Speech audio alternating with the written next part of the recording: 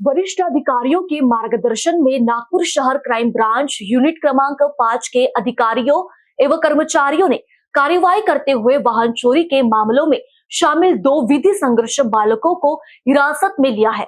पकड़े गए नाबालिगों में पहला 16 वर्षीय बालक लश्करी बाग गली नंबर 11 समता मैदान के पास पांचपावली थाना क्षेत्र का निवासी है, जबकि दूसरा 17 वर्षीय बालक लश्करी बाग गली नंबर 9 विजाता प्रेस के पास पांचपावली थाना क्षेत्र का निवासी बताया गया है।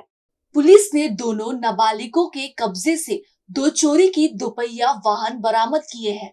इनमें एक सफेद रंग की होंडा डियो दोपहिया क्रमांक MH40AJ 8156 जिसकी अनुमानित कीमत लगभग 25,000 रुपए है तथा दूसरी नेवी ब्लू रंग की होंडा एक्टिवा 6G क्रमांक MH49 CM 8255 जिसकी अनुमानित कीमत करीब 70,000 रुपए बताई गई है। दोनों वाहनों की कुल कीमत लगभग 95,000 रुपए है। बरामद वाहनों के इंजन और चेसिस नंबर की जांच करने पर इनके संबंध में वाहन चोरी के प्रकरण दर्ज होने की पुष्टि हुई। इसके बाद दोनों विधि संघर्ष बालकों को चोरी के वाहन सहित वाड़ी पुलिस थाना के हवाले किया गया।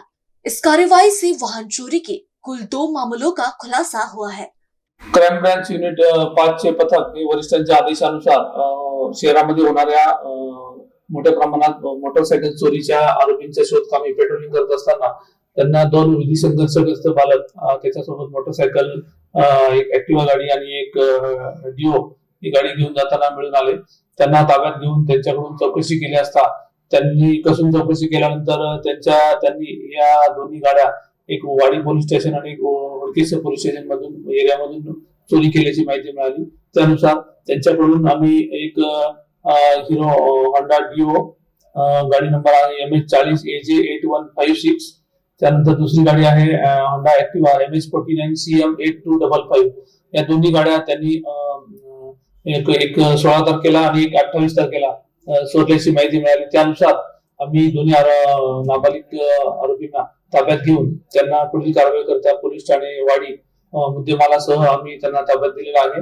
यामध्ये दोन्ही गाड्यांची एकूण किंमत 95,000 रुपये आहे आणि दोन्ही गुन्हे आम्ही आमच्या टीम मधील API Kadam, SC Anis, SC Nazir, Raju, त्यानंतर राजा काकळीकर, SC भगत या सर्व टीमच्या मदतीने सदरची कारवाई करण्यात आलेली आहे आणि दोन्ही नाबालिग आरोपींना त्यांना आम्ही पोलीस स्टेशन वाडी याच्या ताब्यात देण्यात आलेले आहे।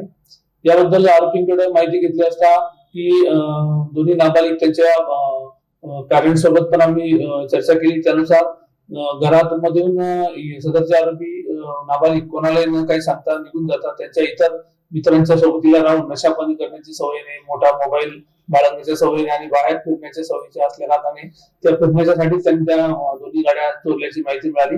दोन्ही गाड्या त्यांनी कोणाला विक्री केल्या नव्हत्या, स्वतःच्या जवळ बाळगून असल्याची आम्हाला माहिती मिळाली। त्यानुसार आम्ही दोन्ही गाड्या जप्त केलेल्या आहेत आणि पुढील कारवाई करता पोलीस स्टेशनमध्ये सामील त्यांना सुपूर्द केल्या।